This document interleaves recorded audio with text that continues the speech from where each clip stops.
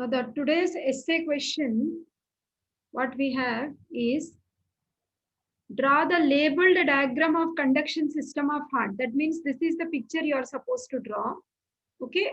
And explain the pathway and importance. That means what is the pathway of conduction, what is its importance, and we have to discuss about action potential of cardiac muscle. So first of all, when you want to draw, you have to draw four chambers: right atrium, right ventricle, left ventricle. So in the right atrial chamber, at the opening of superior vena cava, you will see the pacemaker of the heart, which is called as SA node, sinoatrial node. Okay, this is called as pacemaker. That means this is something like switch. If you just switch on, you will see the electricity will be seen, like bulb will be glowing. So fast it is like. So this is the place where heartbeat is generated and is spreading to the different parts of cardiac muscle fibers.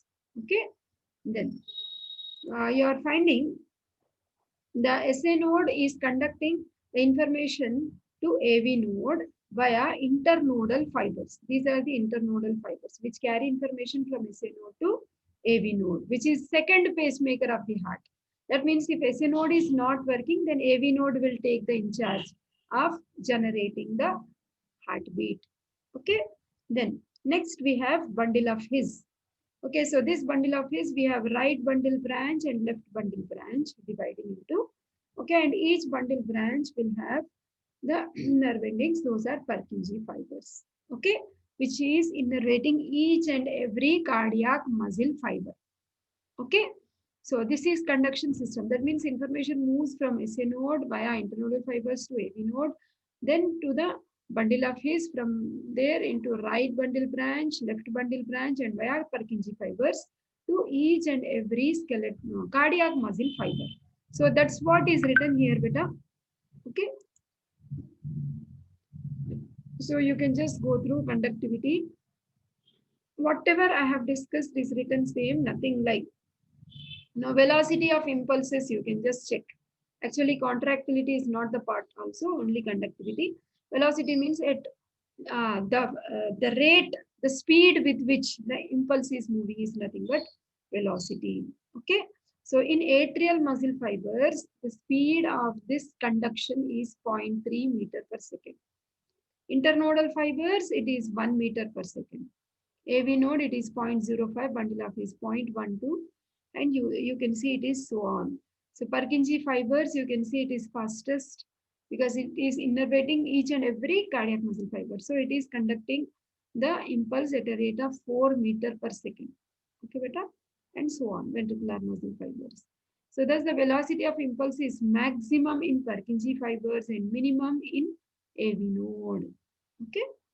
So this is thing you have to draw and explain till here. It's a simple essay question only, beta. He didn't complicate. He is student friendly examiner, I feel. Okay, after that he is asking us just action potential of cardiac muscle. As Hema has just told us,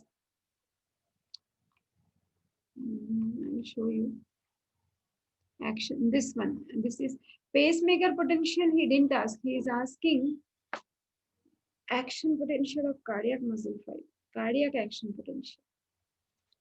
Yeah.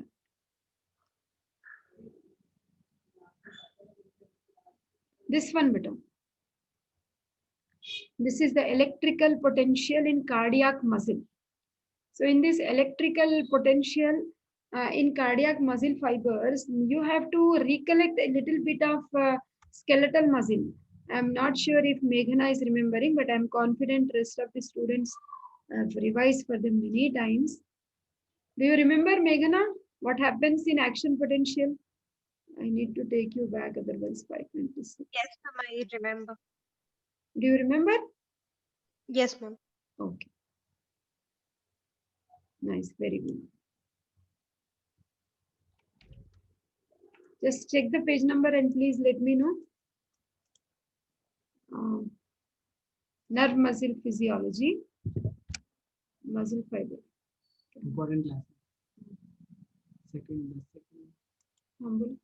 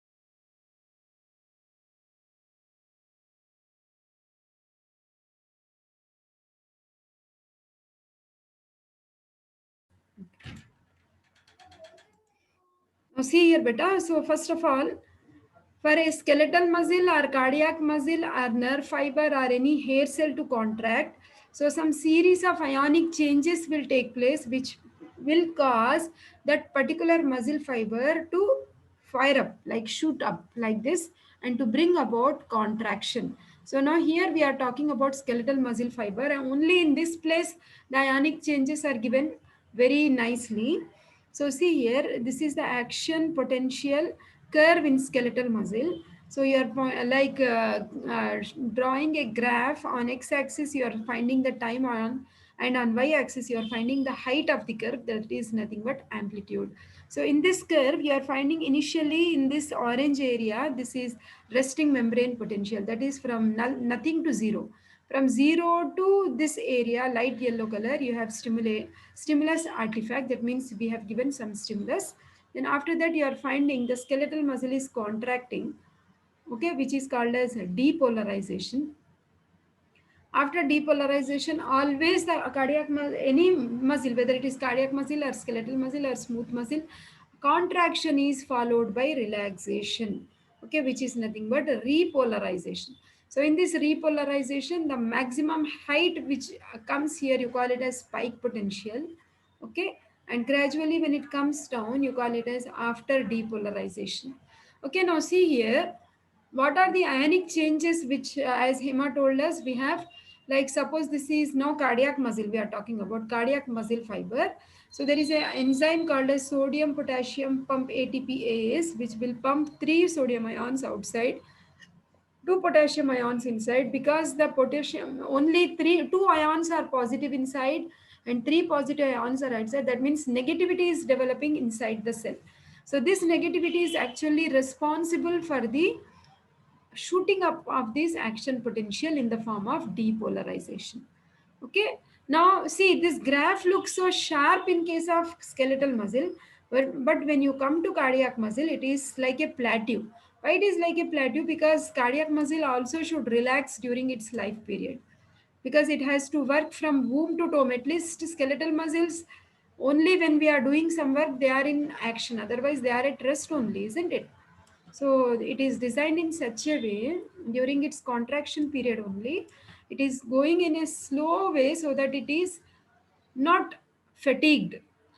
Okay, I think it was 525, right? Better properties, yes.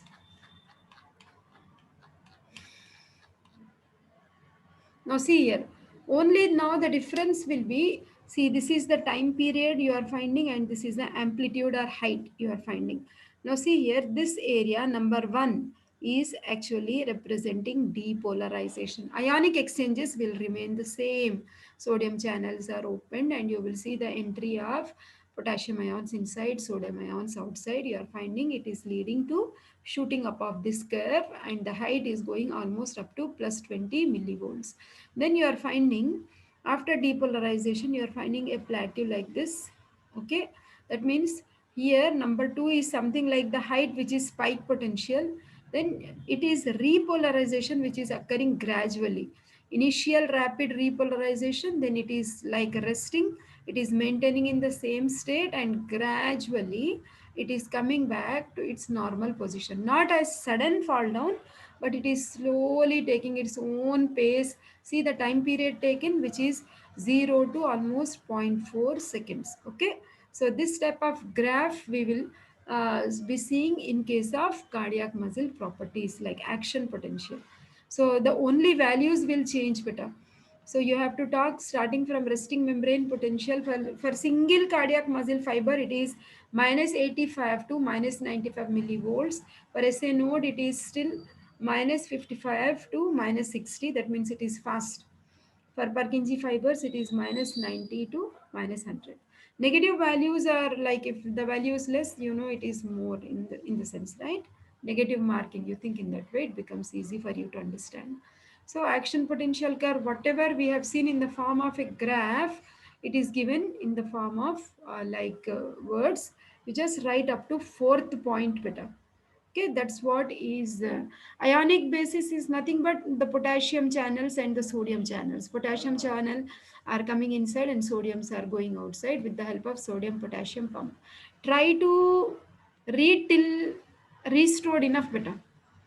Or you can also add spread of action potential. Whatever is given in the graph, same thing has been elaborated. There is nothing new, and just read once, you will definitely understand. Okay, then next question is renal system. You have formation of urine. Mm, what are the parts of nephron, Meghana? What is the structural and functional unit of kidney? It's nephron. Nephron. Okay. Do you remember the parts of nephron, beta? Yes, ma'am. Bowman's capsule, glomerulus. Yeah. Very good. Proximal convoluted tubule, Henle's loop, distal convoluted tubule, right?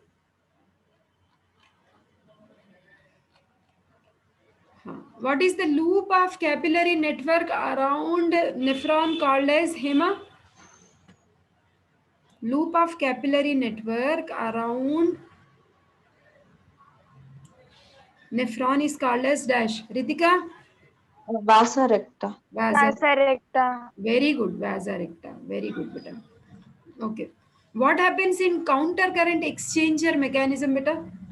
Where does exchanger mechanism take place and where does multiplier mechanism take place, beta? Tell me the difference. Loop of Henle is exchanger Excellent. and Vasa recta is the multiplier. Excellent. Very good. Very good, beta. Okay, nice. Very good. Concentration of urine. 325 page. Okay. What is the hormone which is helping in the reabsorption of water? The Aldosterone. renal tubules. Okay, very good. Any other hormone? ADH. Yeah, very good. What is the source of aldosterone? Kidney. I mean the renal. um, renal glands. Anybody can answer better.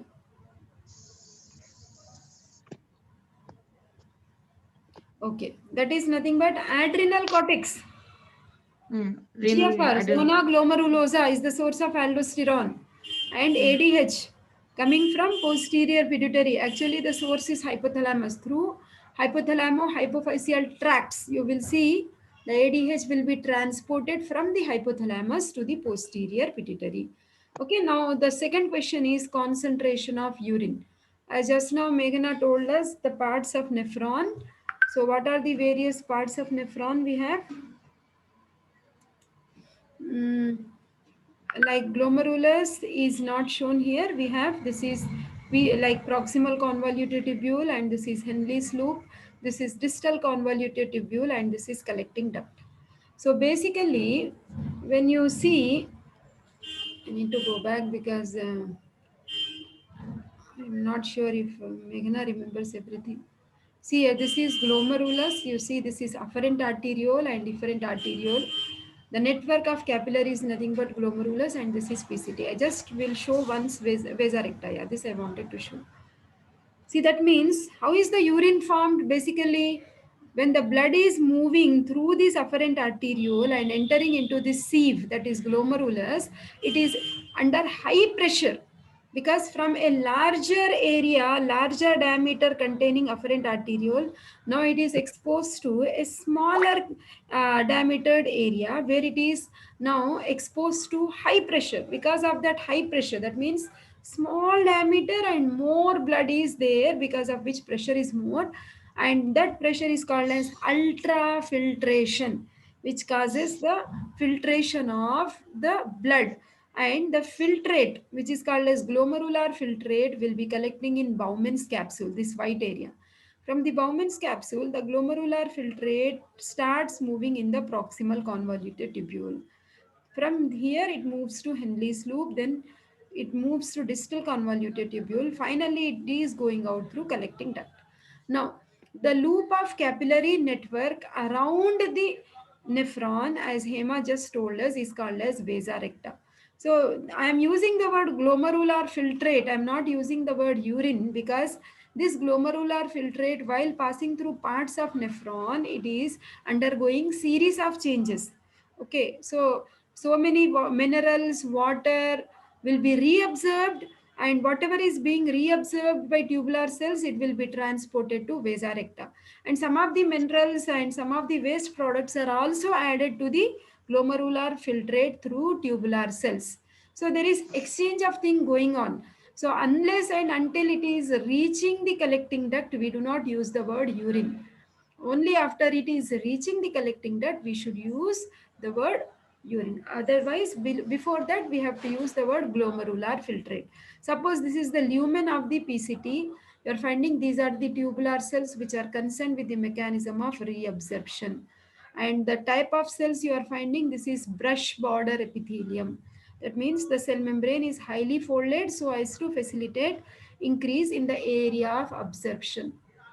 So all ions they get absorbed, water is getting reabsorbed, and we know the capillary loop around this tubule is vasa recta.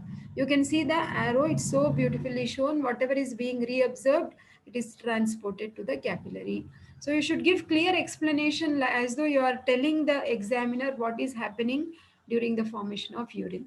After that, ionic exchanges are beautifully explained in the photographs. Two photographs you need to learn, two diagrams. Okay, see, first is counter current multiplier mechanism. As Hema told us, it is nothing but the exchange of ions, water reabsorption and everything which is taking place in the renal tubule. That means this is PCT, Henle's loop, BCT and collecting duct. Now see here what is happening. Once the blood is filtered in the glomerulus, it is entering into the PCT. So initially the concentration of the glomerular filtration is 300 ml. After that it has become 600. How is it possible? The water which was present in the glomerular filtrate, it got reabsorbed by the tubular cells and it got transported to the peritubular capillary network, nothing but vasa recta. That means water is transported to the capillary network. Okay, beta? That means transported to the blood. Again, from 600, the concentration has become 1200. That means it has become still more denser. That means what? More and more water reabsorption has taken place. Not only that, tubular cells are also secreting sodium and chloride to the glomerular filtrate. That means if you remove water and if you add salts, the solution becomes concentrated or not. So this glomerular filtrate, you just consider it as a solution beta. Here water is removed. That means the solution is becoming concentrated. That's why 600. Not only water is removed, but salt is added. Obviously, the glomerular filtrate becomes more concentrated. Isn't it? Now, as it moves from the, this is descending limb of loop of Henle, now it is ascending limb of loop of Henle. Now something else is occurring. See, here the concentration is actually now becoming less. So that means water, like salt is now being reabsorbed into the blood bag.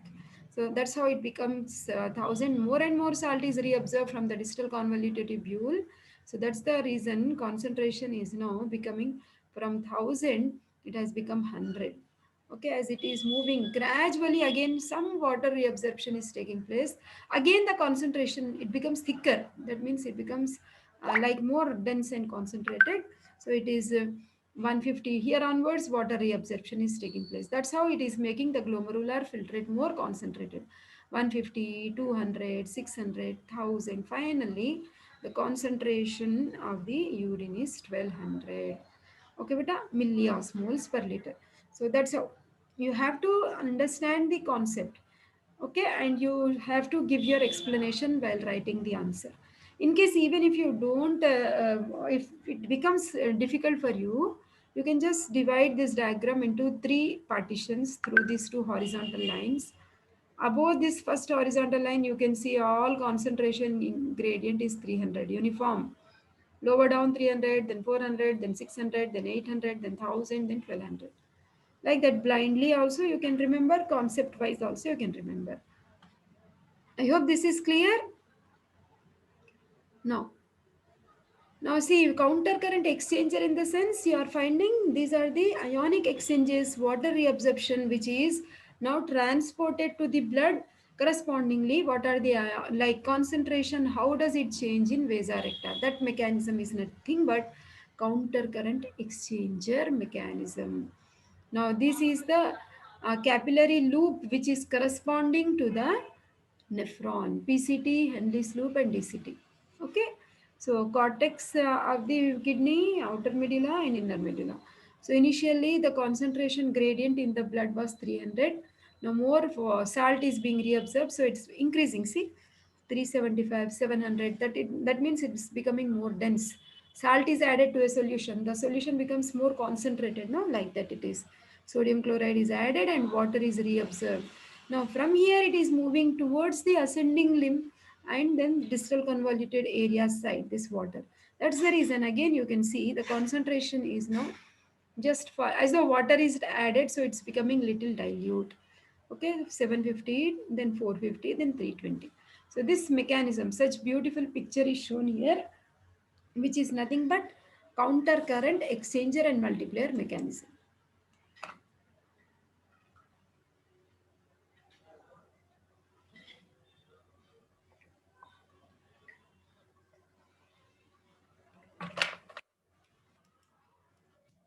Hope you understood, beta. Three of you? Yes, ma'am. Okay, thank you, beta.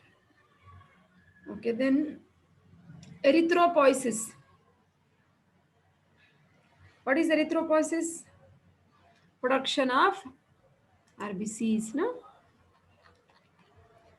Page number, is it after renal or before, beta?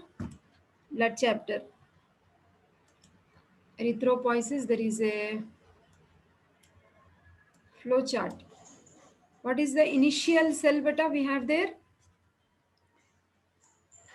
Pluripotent hemopoietic stem cell, isn't it? I am reading all the questions. Transport mechanism across cell membrane, hypoxia, movements of small intestine, dead space, plasma proteins. Okay, when we open this erythropoiesis, we'll check for plasma proteins. Functions of large intestine are a urinary bladder innervation, we should have done now itself. Methods of measurement of cardiac output. Okay, we'll go in order and we'll keep on checking. Anyhow, we need to scroll only. Okay.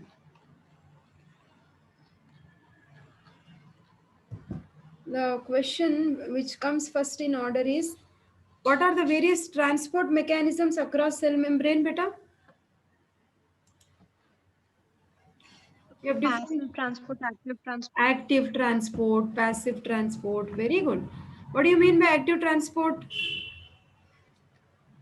Suppose if Energy we, is, yeah, that means if we need anything energy like for it. glucose or any mineral, if it has to move across the cell membrane against the concentration gradient where ATP is actively being utilized, you call it as active transport. If it is simply exchange of ions because of the difference in concentration gradient, that is passive transport. Isn't it better? So we have basically active transport and passive. So many beautiful pictures are given, but a simple diffusion.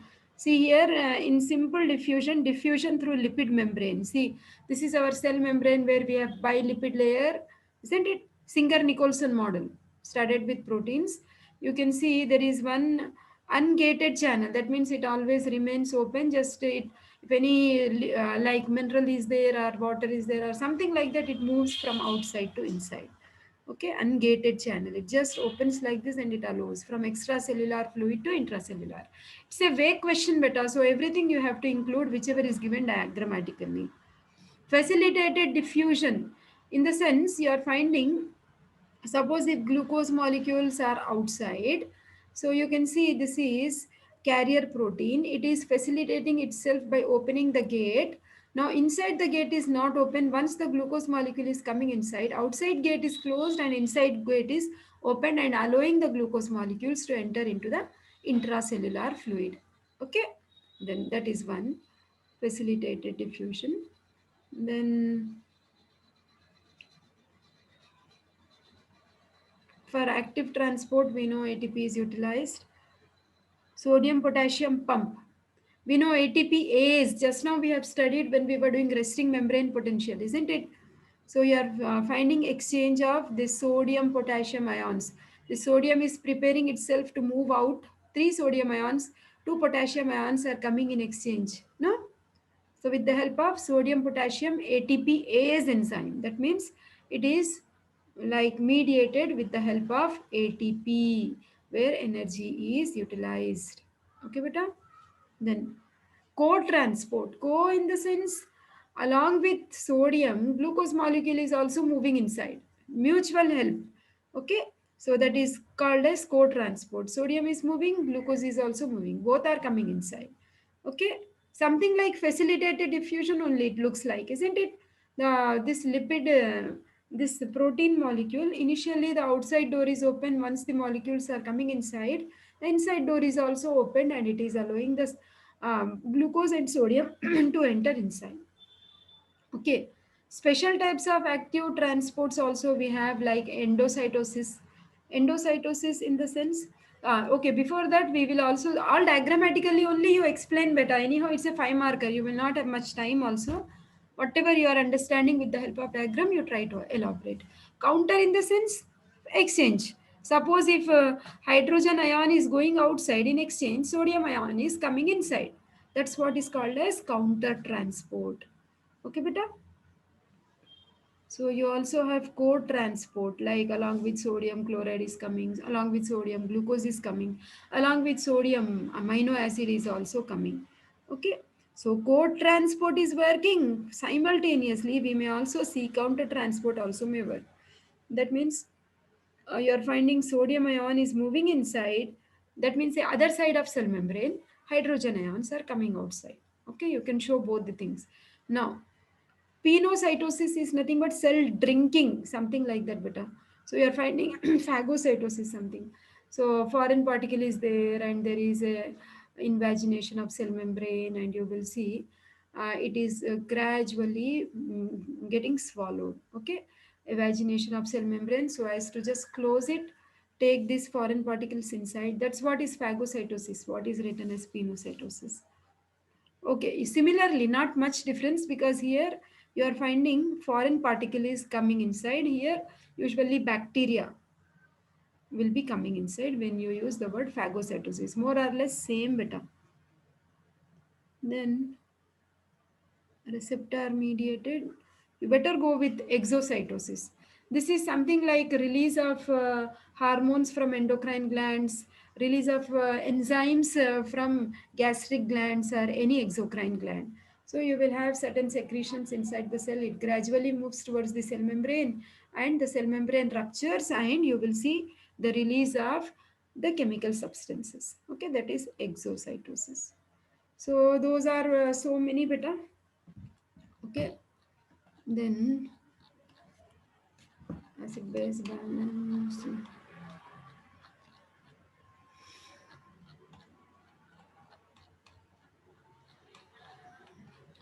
Hemopoiesis. Meanwhile, if you open your book and read, plasma proteins function is asked, I guess, for 2 marks.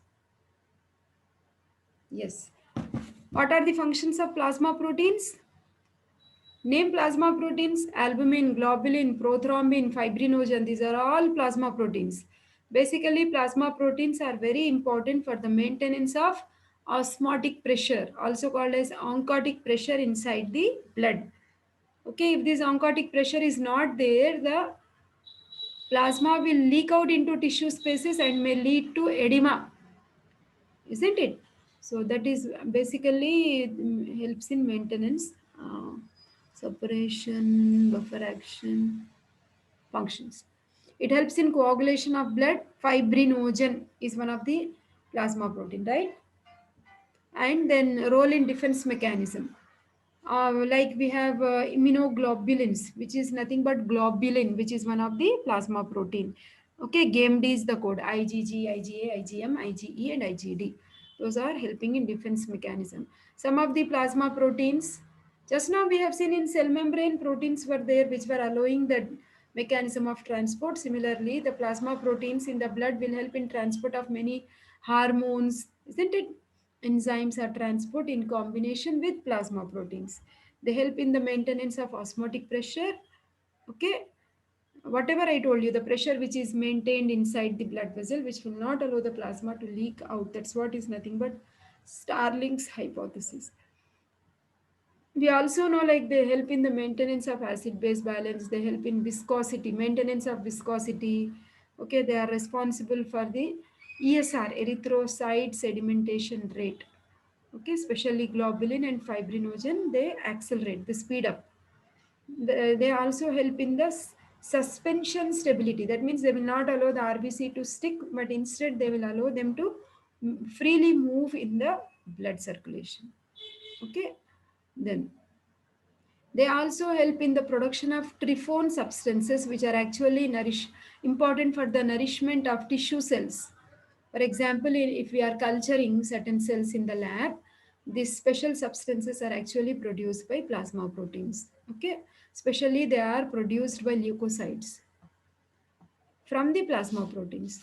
So they actually act as reserve proteins. Also, suppose if a person is in prolonged starvation and fasting, you will see these plasma proteins will be utilized for the production of energy, that is ATP.